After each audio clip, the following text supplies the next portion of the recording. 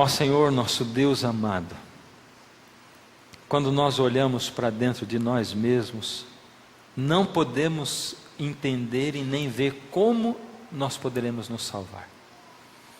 Mas quando olhamos para o Senhor, não conseguimos, Senhor, ver como nos perder. Muito obrigado, Senhor, porque o Senhor é aquele que nos encontra onde estamos e que nos arranca de lá e nos traz para perto do Senhor. O Senhor é aquele que eleva a terra para perto do Senhor e que traz o céu para baixo junto de nós. Ó Senhor, muitos dos seus filhos aqui andam longe do Senhor, sem tempo para o Senhor, desligados, vivendo nesse mundo.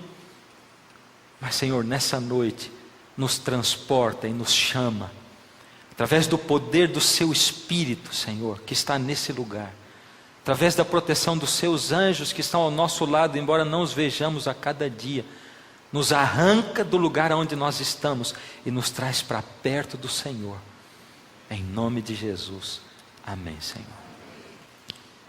No livro de 2 Samuel, o segundo livro de Samuel, capítulo 11,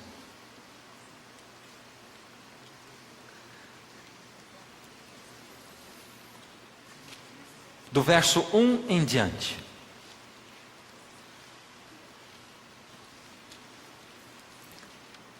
Passado 1 ano, no tempo em que os reis costumam sair para a guerra, enviou Davi a Joabe e seus servos com ele, e a todo Israel, que destruíram os filhos de Amon e cercaram a cidade de Rabá.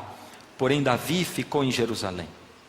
Uma tarde levantou-se Davi da sua cama e andava passeando no terraço da casa real, e viu uma mulher que estava tomando banho, e ela era muito formosa. Davi mandou perguntar quem era. Disseram a ele: é Batseba, filha de Eliã, mulher de Urias, o heteu.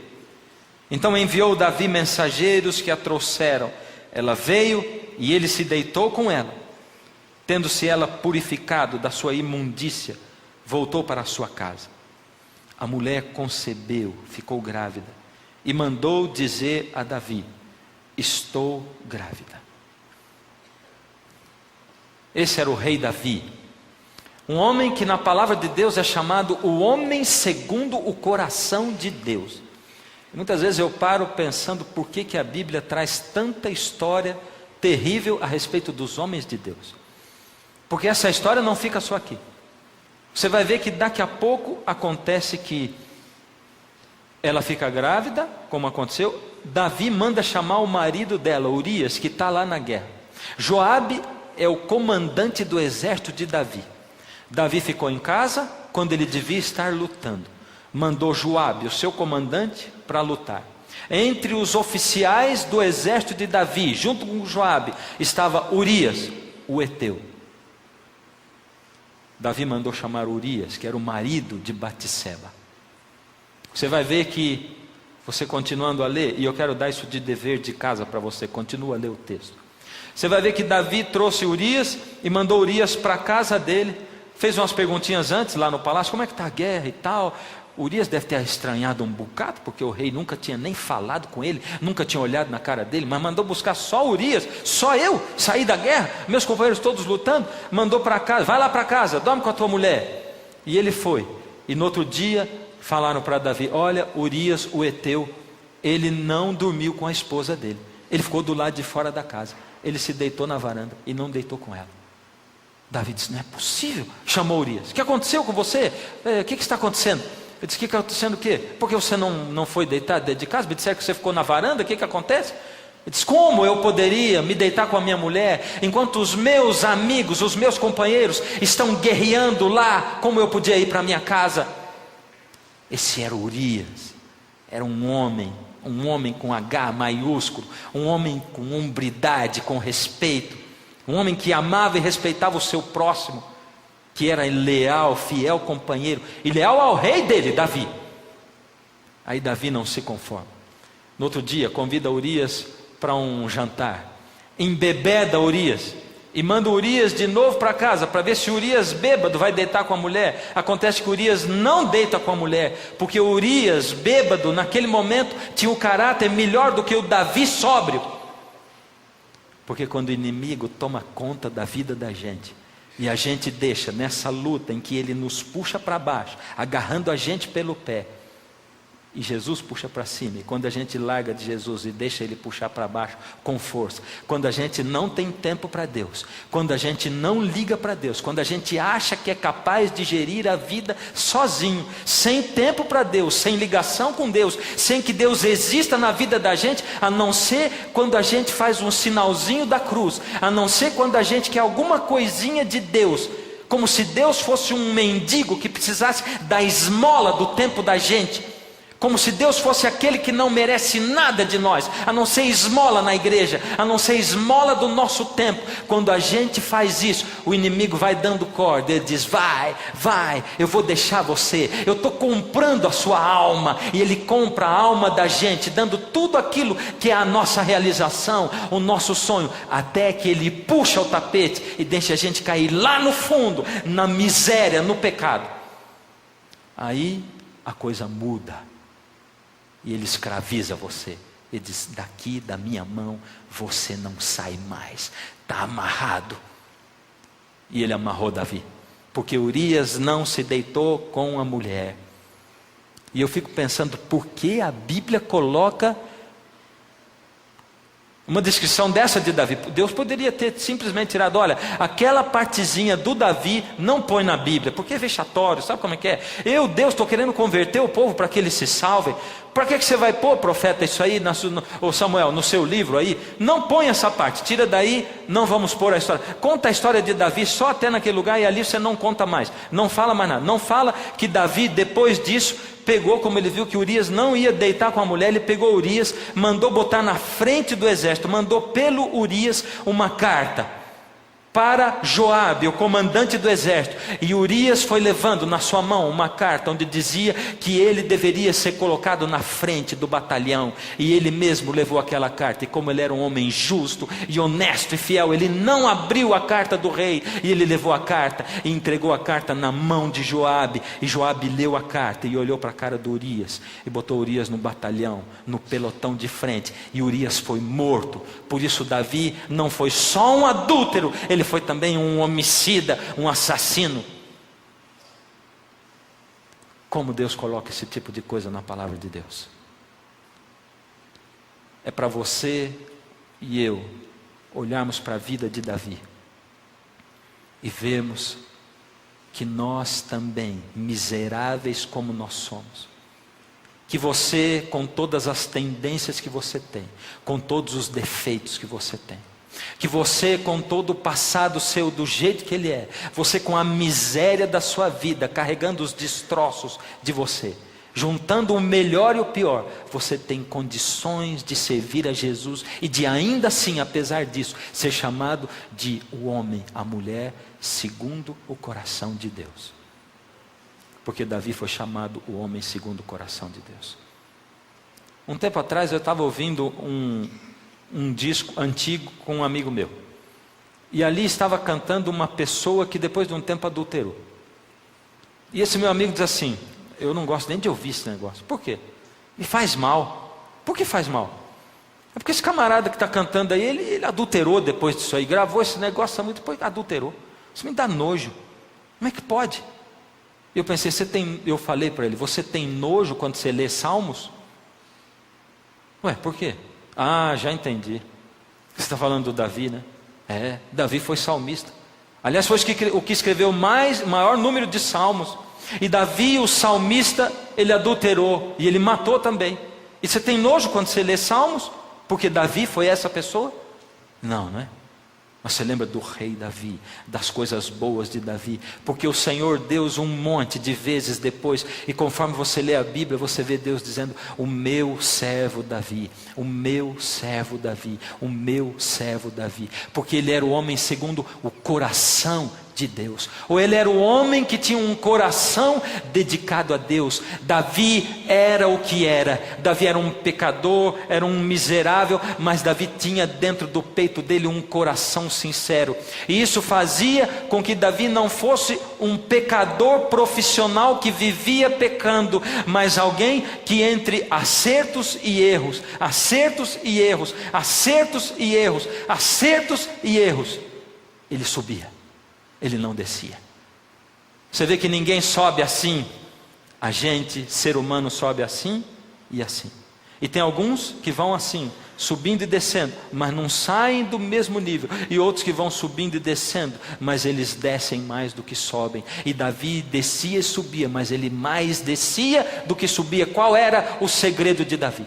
E por que aconteceu isso com Davi? Porque Davi, que era rei em Israel, o homem segundo o coração de Deus, porque no momento da vida de Davi, quando o reino dele estava estabelecido, porque aconteceu um pecado como esse, tão terrível na vida de Davi, o pior de todos eles.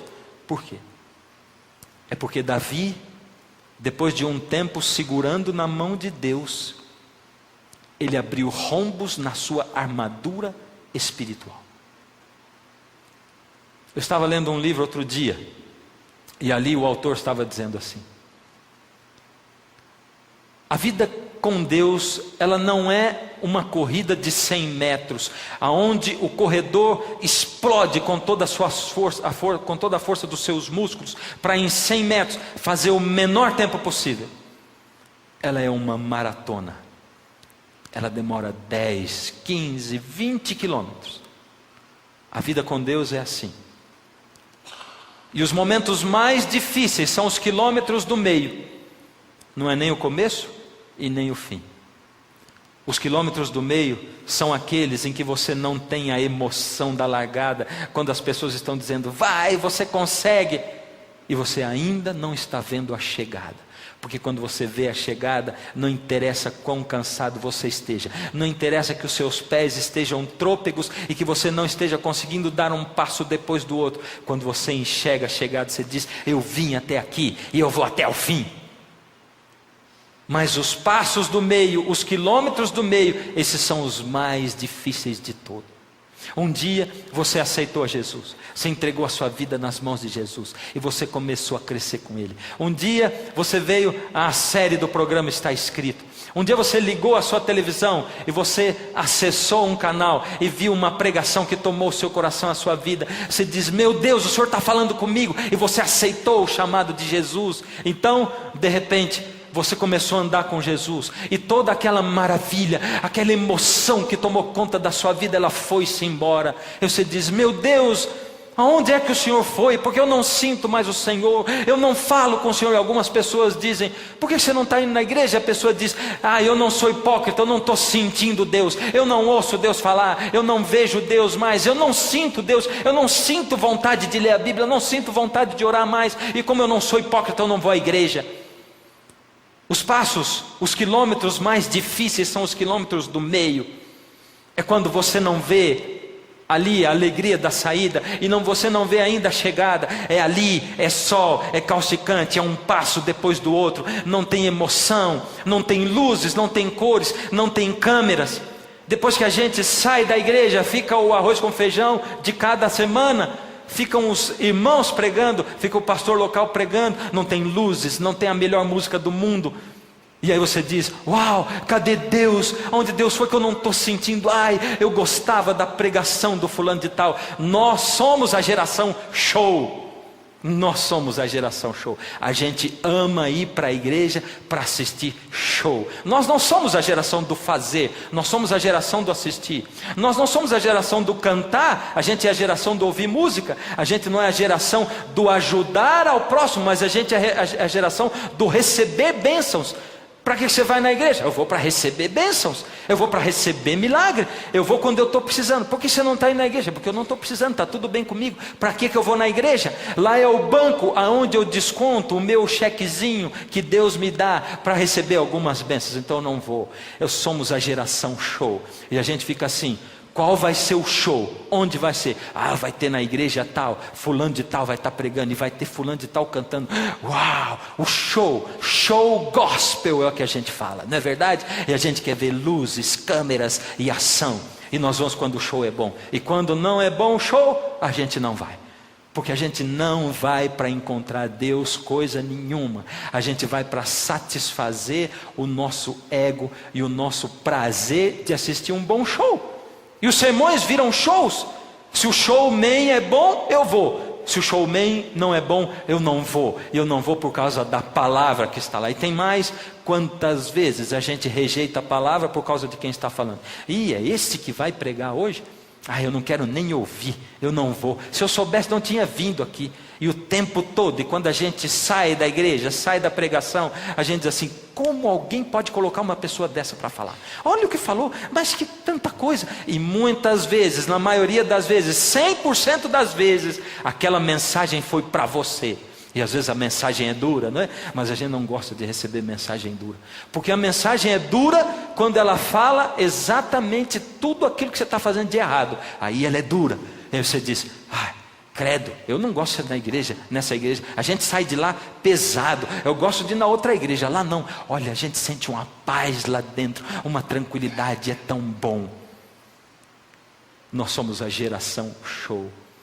Davi pecou no melhor e no auge da vida dele. Davi pecou um pecado terrível, tenebroso, no auge da vida dele.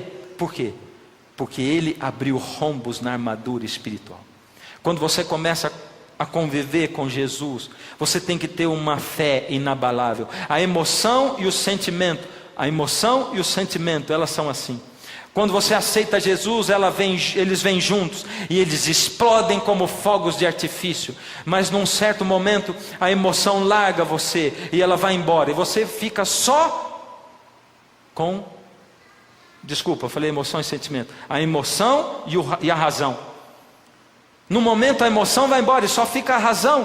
Por isso, se você não é fundamentado na palavra de Deus, se você não busca Deus com razão, e por isso Paulo diz assim em Romanos 12, verso 1 e 2: rogo-vos, pois, irmãos, pelas misericórdias de Deus, que apresenteis os vossos corpos como um sacrifício vivo, santo e agradável a Deus, que é o vosso culto racional.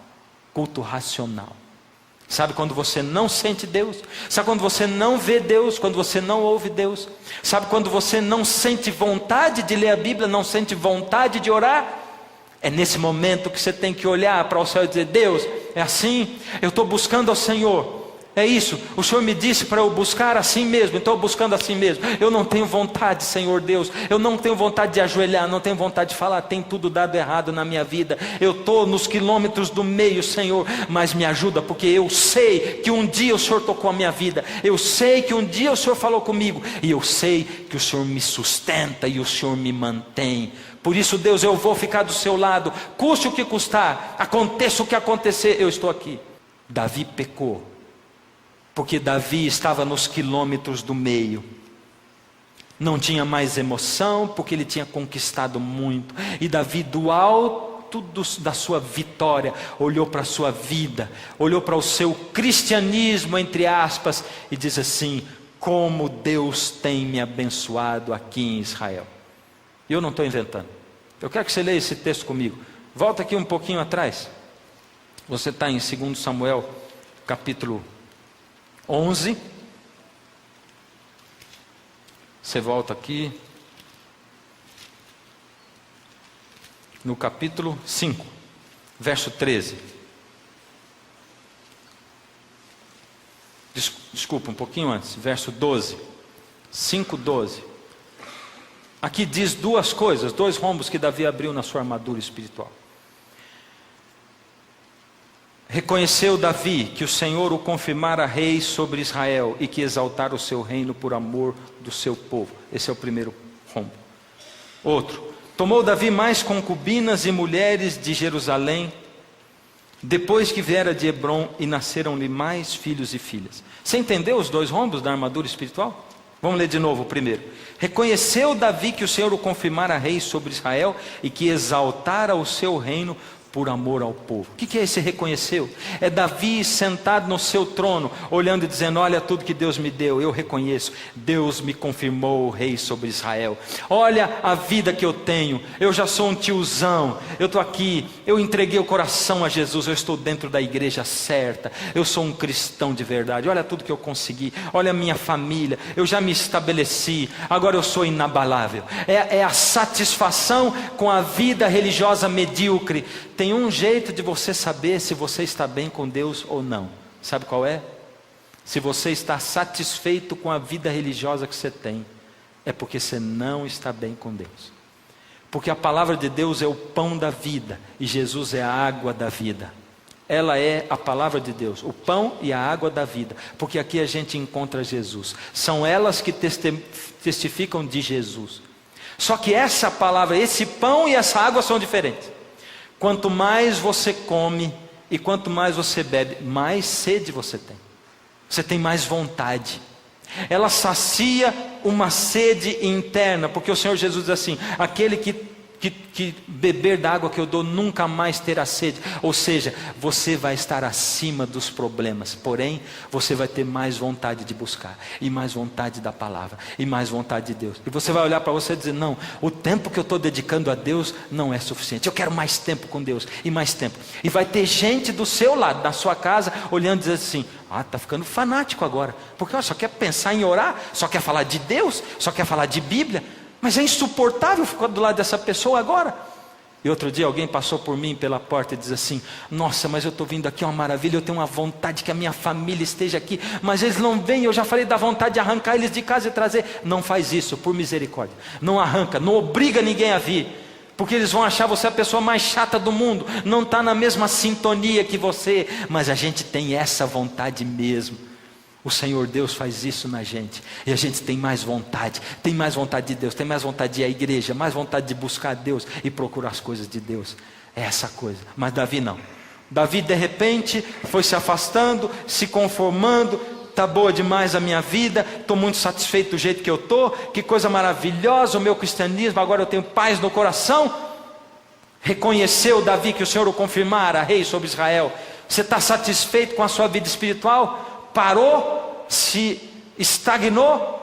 Sabe o que quer dizer reconheceu Davi? É o seguinte: a gente, quando nasce nesse mundo, nasce escravo do pecado.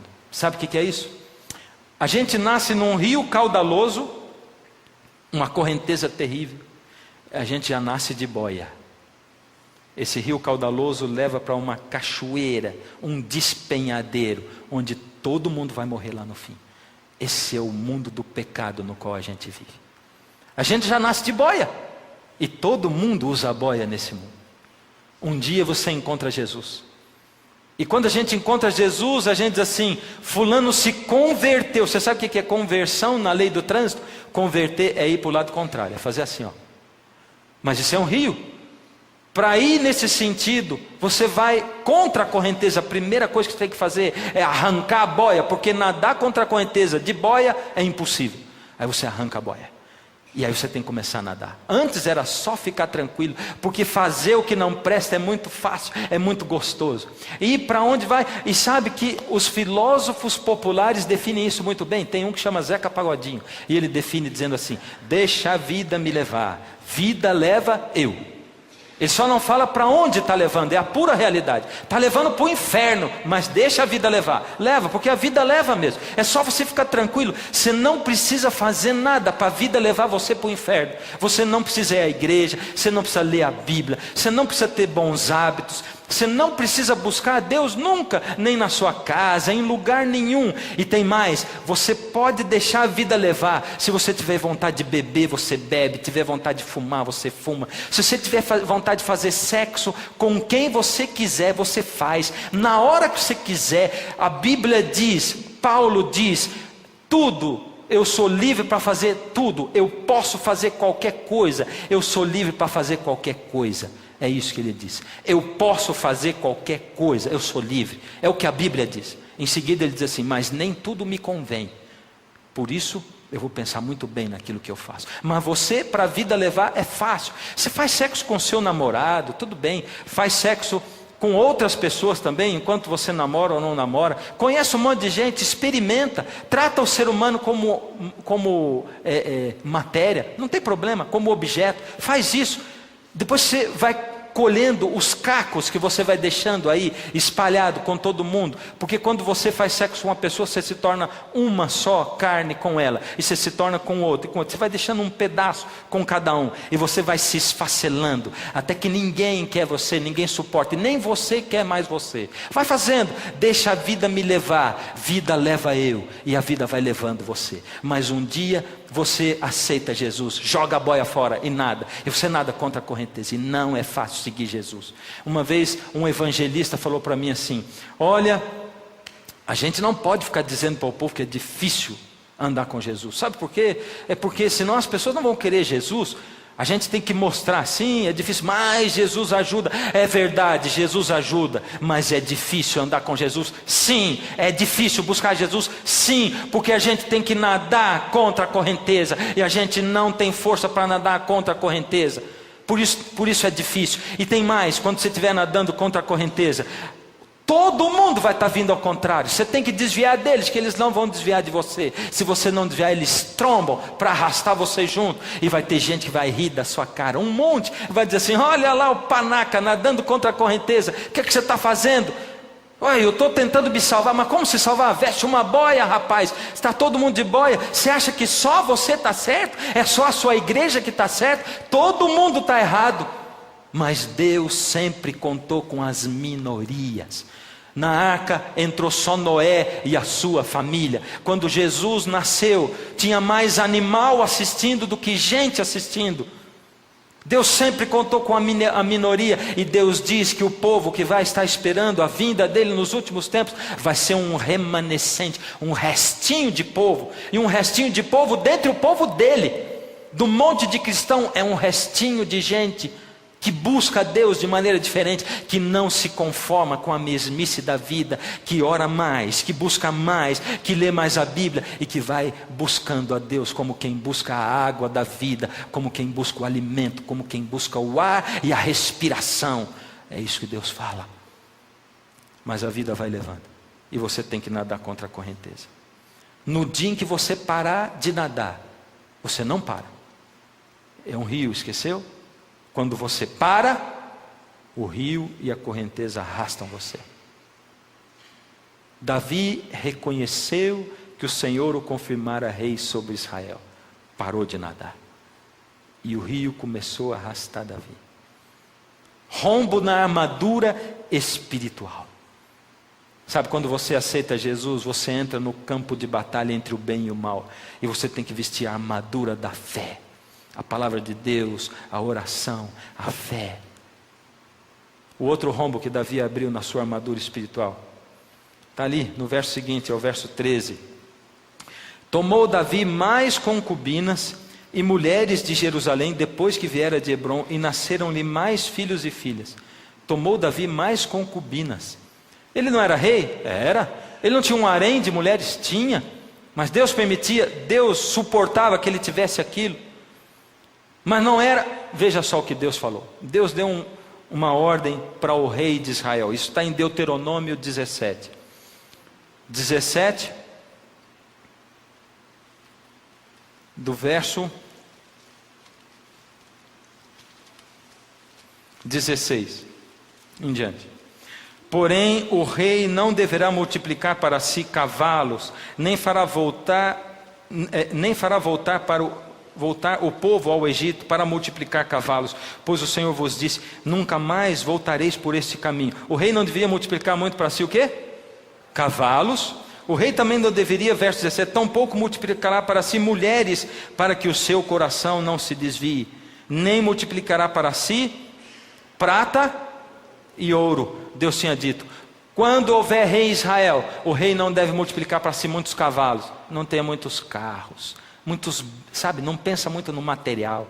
Também não multiplique para si muitas mulheres, e também não fica correndo atrás do dinheiro o tempo todo, da prata e do ouro.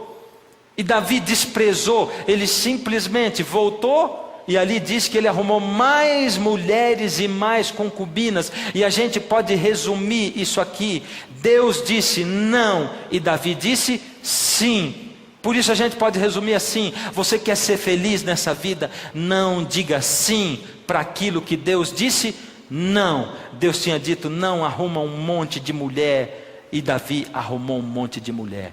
Deus havia dito para Davi: por misericórdia, não multiplique a prata e o ouro, se apega a mim. E Davi não olhou para o que Deus estava dizendo, e Davi disse sim. Por isso ele abriu rombos na armadura espiritual, por isso Davi se enfraqueceu espiritualmente, porque Deus disse não, e ele disse sim. E nós somos craques em dizer sim para aquilo que Deus disse não. A palavra de Deus está aí, clara, e Deus fala para proteger a gente. Eu acabei de dizer para você que se você disser para a criança, ó, não põe o dedo na tomada, ela vai lá e põe. E por que Deus diz para você não, e você vai lá e faz exatamente o que Deus diz para não fazer?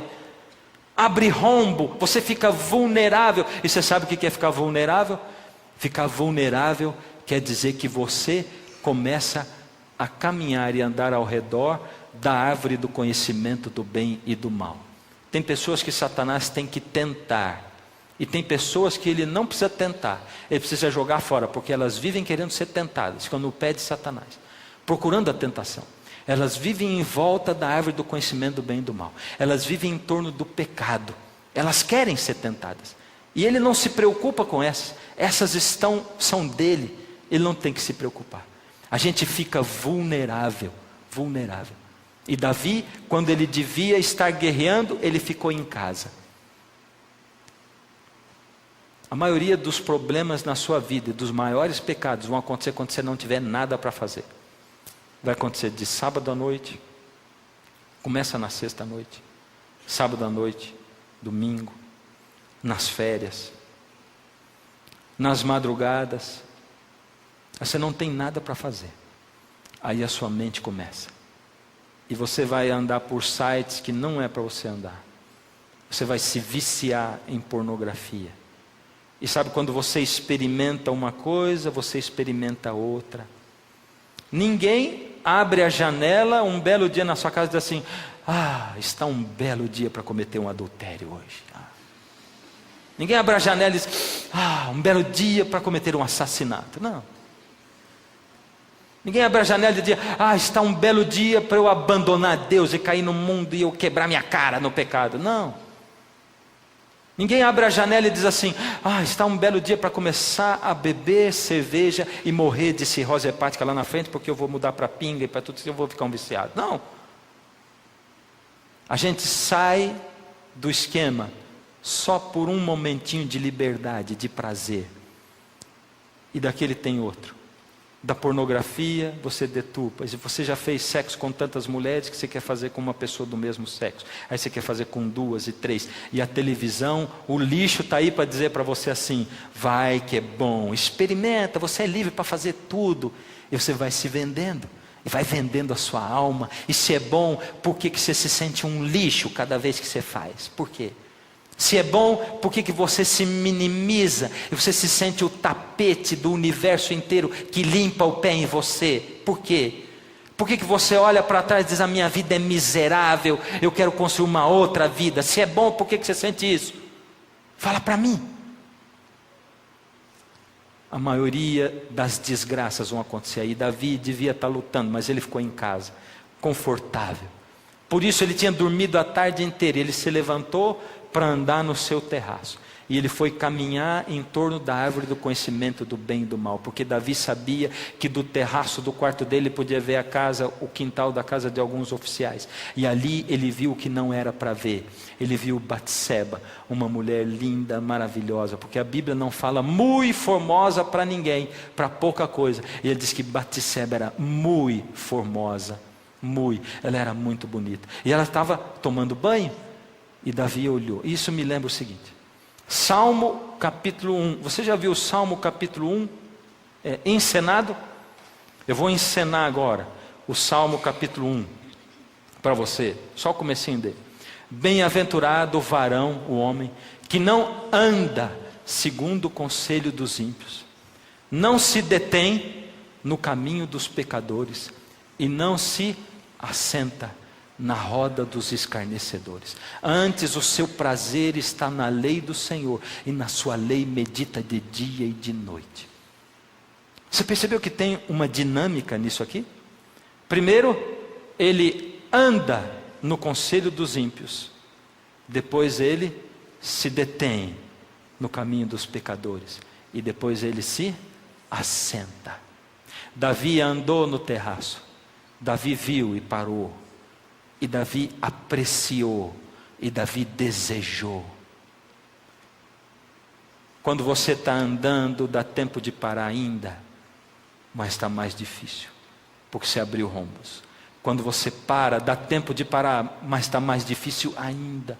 Quando você assenta e deseja, ainda dá tempo, mas está mais difícil ainda. Mas por misericórdia, para aí aonde você está e volta, porque as consequências vão ser muito menos piores para você. E se Deus trouxe você aqui, porque Ele precisa dizer para você: para com esse roubo que você está planejando. Para com essa droga que você está consumindo. Para com essa vida miserável que você está levando, leviana, de sexo livre que você está levando. Para com o que você está planejando em desviar dinheiro. Para de planejar, de ganhar sua vida com coisas ilegais. Para com isso, porque eu estou te avisando hoje. E se Deus trouxe você aqui para isso, por misericórdia, para. Antes que seja tarde demais. Antes que seja tarde demais. Porque Deus manda avisos. Deus manda avisos. E sabe como Deus mandou o aviso para Davi? Davi mandou buscar um servo. Quem é essa mulher? E sabe que nessa época, quando eles descreviam alguém, eles tinham o costume de descrever o nome da pessoa, o nome do pai e o nome do avô. Nesse caso ele diz: essa é Batseba, filha de Eliã, mulher de... Em outras palavras, ele não falou o nome do avô, falou o nome do... Em outras palavras, essa mulher é casada, vossa majestade. Mas Davi queria. E sabe que quando você deseja o pecado, você olha para ele, nesse momento, tudo na sua frente é real, menos Deus. Você não quer ouvir falar de Deus. São aqueles momentos em que você caminha para o pecado e diz assim: Deus, para de falar na minha mente, para de falar nos meus ouvidos, para de falar comigo, Deus, porque eu quero fazer o que é errado. Eu decidi, eu quero ter esse prazer, eu quero me entregar a isso, Deus. Eu não quero saber de Deus, eu quero isso e não muda a minha vida, porque eu quero isso. E você não sabe que Deus troca os prazeres, porque lá no Salmo 1 diz assim: antes o seu prazer está na lei do Senhor, na sua lei medita dia e noite. E eu pensava: quem será o ser humano capaz de gostar, de ter prazer, de meditar na lei do Senhor de dia e de noite? A lei do Senhor era a Bíblia que Davi tinha. Como alguém pode ter prazer assim na Bíblia? Até que Deus me deu o prazer de ler a Bíblia e de ouvir Deus falando pela Bíblia e pela sua palavra. E aí o prazer foi aumentando, eu fui descobrindo que Deus tira alguns prazeres sujos que eu tenho e Ele vai trocando por prazeres eternos e gostosos. E eu pensava: mas como alguém pode ter prazer de ler a Bíblia? A Bíblia é um livro chato, mas Deus foi me dando prazer nesse livro. Como eu posso ter prazer em comer cenoura crua? Como eu posso ter prazer em comer essas outras coisas que não engordam? Como eu posso ter prazer? E tem um monte de gente que fica perguntando para mim se eu fiz cirurgia de redução do estômago, cirurgia disso, daquilo. E queridos, eu não fiz cirurgia de nada. Eu não tenho nada contra ninguém que fez a cirurgia. Quando você tem um tumor no estômago, quando você tem alguma hérnia, você opera e tira. E o obeso, ele é doente. Eu sou doente da obesidade. Então se você fez a cirurgia e foi bom para você, é ótimo. Mas o Senhor Deus teve que ir arrancando o meu prazer pelas gorduras, pelas frituras, pelos chocolates, por tudo que detona com a minha saúde. E começou a me dar prazer por coisa crua, por vegetal, por alimento assim. Logicamente que eu ainda gosto daquelas coisas, mas Deus me deu prazer por essas coisas. Eu tenho prazer de ler a Bíblia, eu tenho prazer dessas coisas. E Deus tem feito isso de 1 ano e meio para cá. E é milagre na minha vida. Porque eu sempre amei comer tudo quanto é porcaria. Eu sempre amei comer. Você sabe. Se você já me viu na televisão antes 35 quilos mais gordo, você sabe. Você sabe. E faz 1 ano e meio que eu vou dizer para você. Antes, quando eu olhava para um viciado, um drogado, e eu tinha que aconselhar, eu pensava, queridos, como eu posso aconselhar esse camarada a dizer que ele pode sair do vício dele, se eu sou viciado em comida? E alguém pode até dizer, mas você não vai comparar com um viciado em maconha, em cocaína. Eu vou comparar sim, porque quando ele deixa das drogas, ele não põe mais a droga na boca, mas eu tenho que comer 3 vezes por dia.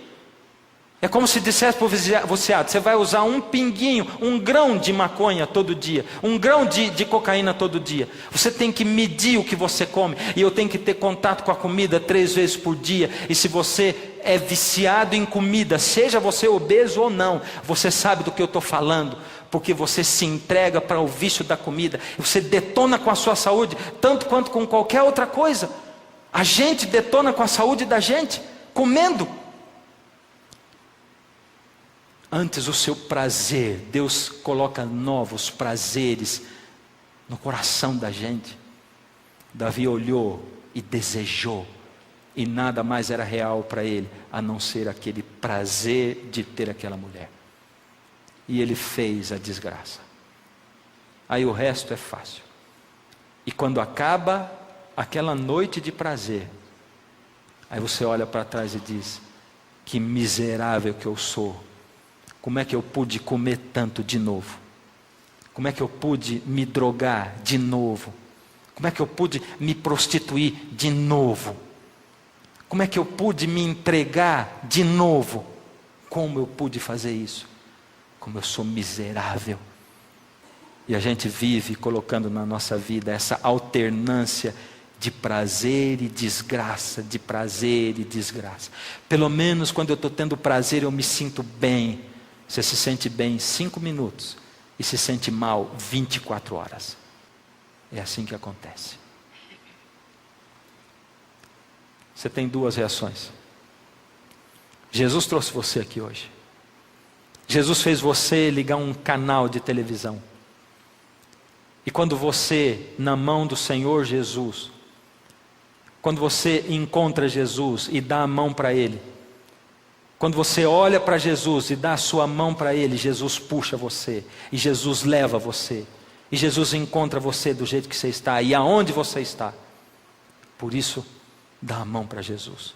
Jesus trouxe você para aqui. Se apega com Jesus. Quando o profeta confrontou Davi, ele disse, pequei contra Deus, pequei contra Deus. Pecou contra Deus? Só tem um jeito, volta para Ele, mas não insiste em ficar do jeito que você está. Não insiste em viver essa vida sozinho e pagar o preço de continuar aqui para sempre. Nessa noite eu tenho um convite para você. Esse é o tamanho do pecado que envolve o ser humano e que o arrasta para baixo. Mas esse é o tamanho e a amplitude do poder e do amor do Senhor Jesus que puxa você para cima. E Ele diz para você, eu estou com você todos os dias da sua vida, até que eu volte a esse mundo, através do poder do Espírito Santo.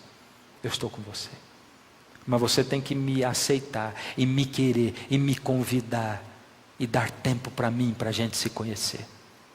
Faz isso por misericórdia, porque eu estou cansado de chamar você, e você não me escutar, e não me atender. Eu estou cansado de mandar seus amigos falarem para você. Estou cansado de mandar a TV falar para você. Eu estou cansado de mandar criança falar para você. Eu estou cansado de mandar a Bíblia falar para você, seu pai, sua mãe falarem para você.